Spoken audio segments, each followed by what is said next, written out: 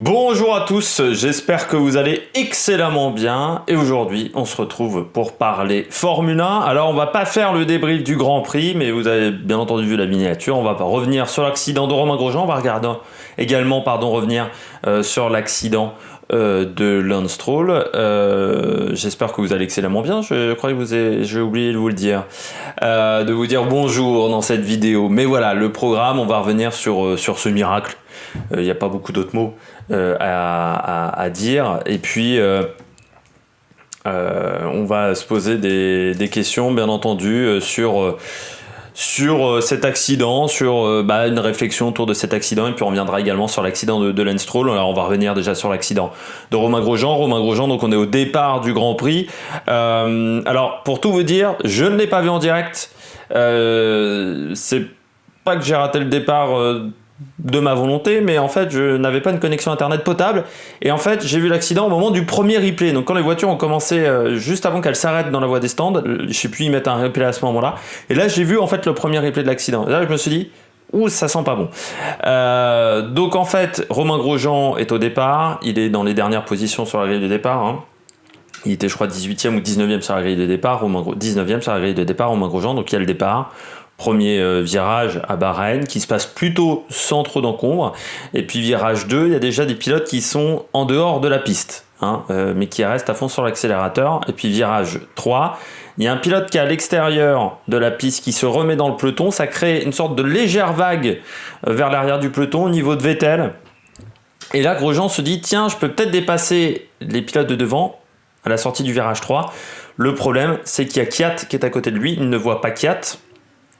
Ce qui, je pense, est une erreur parce qu'il doit se douter qu'il y a énormément de pilotes et que changer de voie aussi brutalement sans faire attention dans le rétro, c'est un petit peu dangereux. Et il va taper Kvyat. Kvyat ne peut rien faire, absolument rien faire. Il ne peut pas se mettre autre part. Et il va taper directement le rail de sécurité sans décélération aucune. C'est-à-dire qu'il passe à 7ème, donc il doit être à 230 km/h, 235 grand maximum, je dirais. Et il frappe le rail à 220 km/h. Choc 53G. Moi, quand je vois la première fois la vidéo, je me dis il a tapé le rail de côté. Le problème, c'est que je m'aperçois que je ne vois pas l'avant de la voiture et je vois l'arrière que l'arrière de la voiture. C'est-à-dire qu'on ne voit pas du tout l'avant. Et là, je m'aperçois, quand ils mettent le deuxième replay, qu'en fait, il a transpercé le rail complètement. Il a traversé le rail à 220 km/h. Le choc, donc 53G, c'est qui représente 40 tonnes, la voiture pesait à ce moment-là 40 tonnes, on peut dire, et le pilote pesait quasiment 3 tonnes 8. C'est pour vous donner un ordre d'idée, le poids de Romain Grosjean, que le poids de Romain Grosjean, c'est 3 tonnes 8. 53G, c'est ce qu'a dit Michel Simès ce matin sur RTL, ça correspond à un arrêt buffet, un KO en boxe. Donc il a résisté à un KO parce qu'à ce moment-là, le feu se déclenche et il va mettre 28 secondes entre le moment de l'impact et le moment où il sort de la voiture, dans les flammes, avec de l'essence partout, voilà, des conditions vraiment catastrophiques. Condition de Romain Grosjean, il ne fera pas le prochain Grand Prix du côté de Bahreïn. Il a des brûlures au 2e degré en fait au niveau des mains. Les médecins considèrent que ça se remet plutôt bien. Pas de fracture, ce qui semble complètement incroyable. Et des brûlures au niveau des mains. Les brûlures au niveau des pieds ont l'air d'être réglées, parce qu'il a perdu sa chaussure en sortant de la voiture. Et donc c'est Pietro Fittipaldi qui est le 3e pilote Haas qui va le remplacer.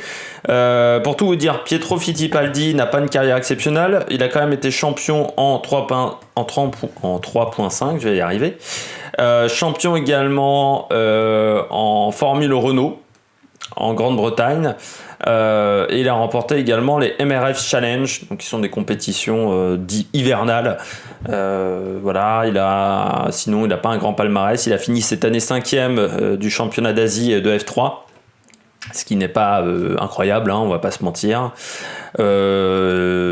Surtout pour un pilote il a que 24 ans, mais il a déjà pas mal fait de choses. Il a fait également un petit peu de NASCAR aux États-Unis, enfin des catégories qui permettent d'emmener vers la NASCAR. Mais bon, faut pas s'attendre à un résultat incroyable de la part de Pietro Fittipaldi, qui est on a famille Fittipaldi, c'est le petit-fils, voilà, d'Emerson. Voilà. Pour Abu Dhabi, par contre, pour Romain Grosjean, ça semble jouable à partir du moment où les brûlures sont réparées. Gros travail, on peut saluer sur cet accident plusieurs choses. Premièrement, la Medical Car qui a fait un travail exceptionnel. Il faut saluer Jan Roberts et Alan van der Merwe qui est le pilote. Les deux n'ont pas hésité à se mettre près du feu pour récupérer Romain Grosjean et tout l'intérêt d'avoir une voiture qui suit le peloton après le départ. On voit l'intérêt, souvent certaines personnes qui ne connaissent pas les sports mécaniques se disent mais pourquoi il y a une voiture qui suit le peloton? Eh bien c'est pour ce genre de crash, c'est pour éviter ce qui s'était passé pour Ronnie Peterson en 78, le Suédois qui avait eu un crash au départ à Monza. On a toujours dit que c'était à cause de Patrese. Bon, et qui avait mis beaucoup de temps avant de sortir de sa voiture, et ça avait pris un temps fou avant de le sortir de sa voiture. Il avait eu des brûlures. Alors il n'était pas mort de ça, il était mort d'une maladie nosocomiale en fait à l'hôpital le lendemain. Mais voilà, ça avait pris énormément de temps, et c'est à peu près. Il y avait eu également l'accident en 84. Au Grand Prix du Canada, non, en 82 au Grand Prix du Canada, je sais plus comment s'appelait ce pilote, c'était Paletti, Riccardo Paletti je crois, qui avait eu un accident également assez similaire au départ.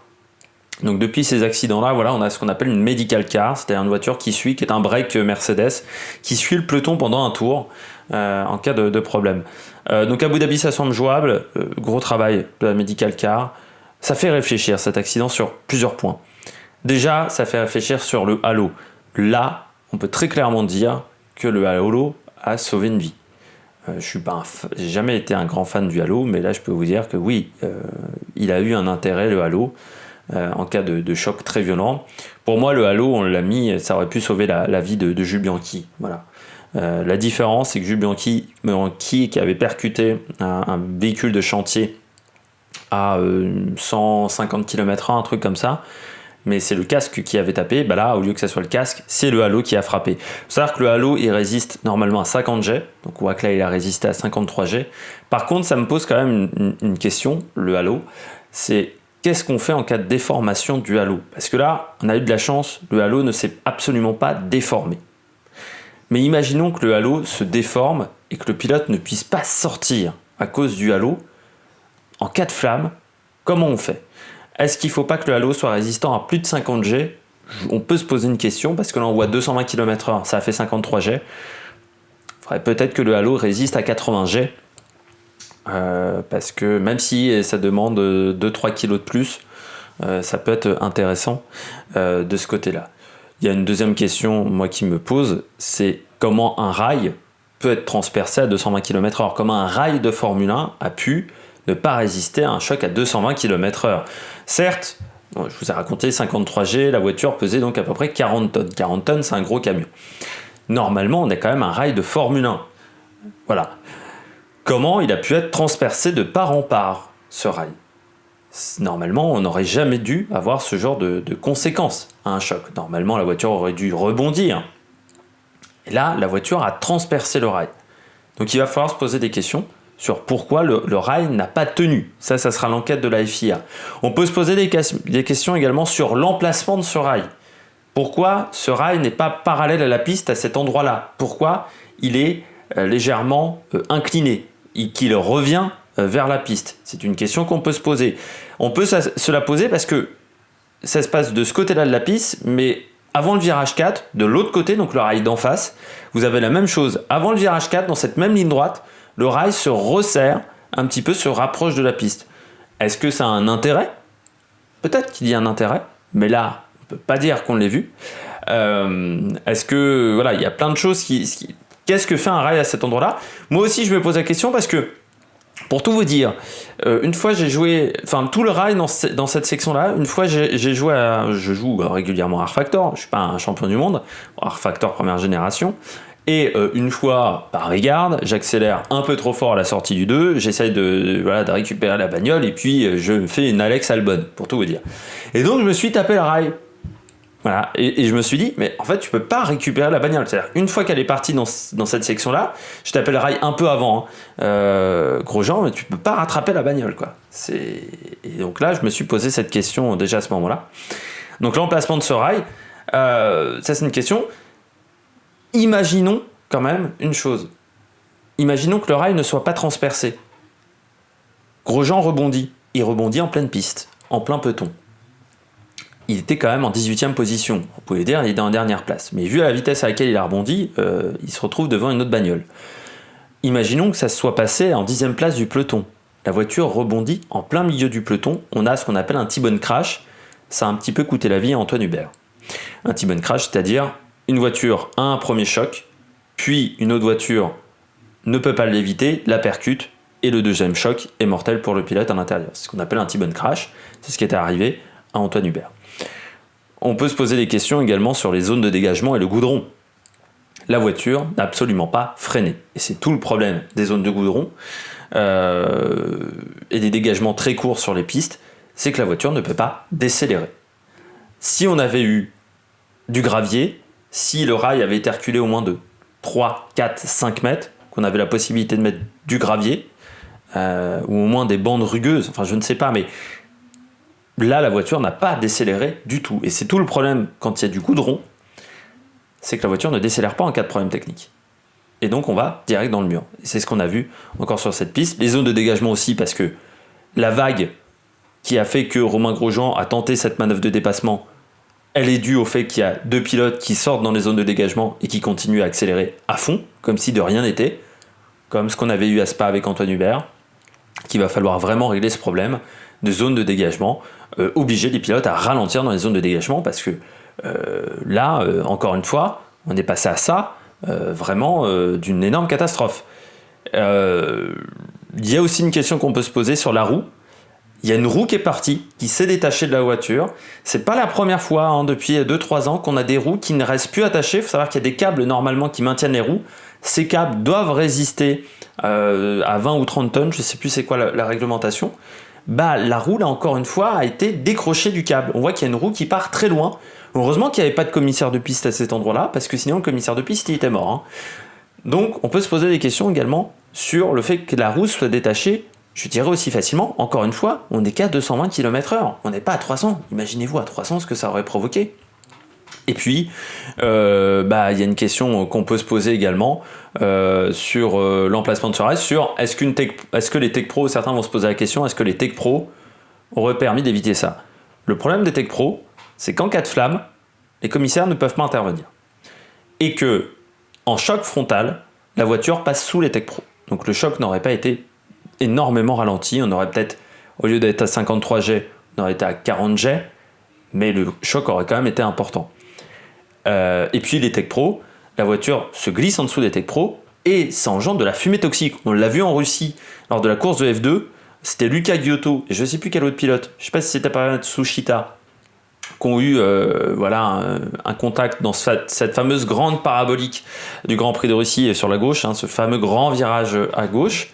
Ils sont sortis à haute vitesse, il y a une des deux voitures qui a glissé sous les Tech Pro, le feu s'est déclenché.